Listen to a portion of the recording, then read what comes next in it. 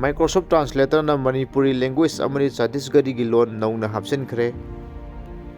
Microsoft Translator na India gi official language tara nipan support toramba adu Manipuri amasung Chhattisgarhi lon hapchinduna Microsoft Translator da lebak asigi punna lon kun yaure haina ngasi Microsoft India na fulau thokre.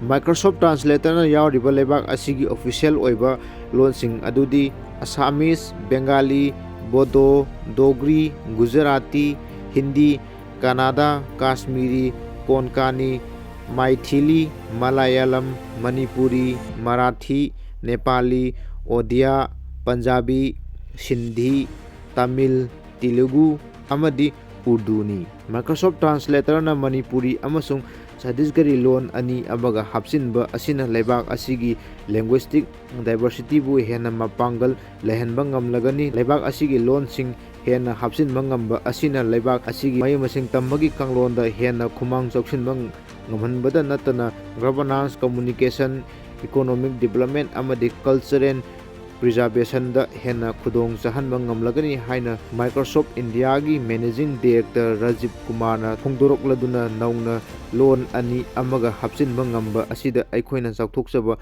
puki haiki.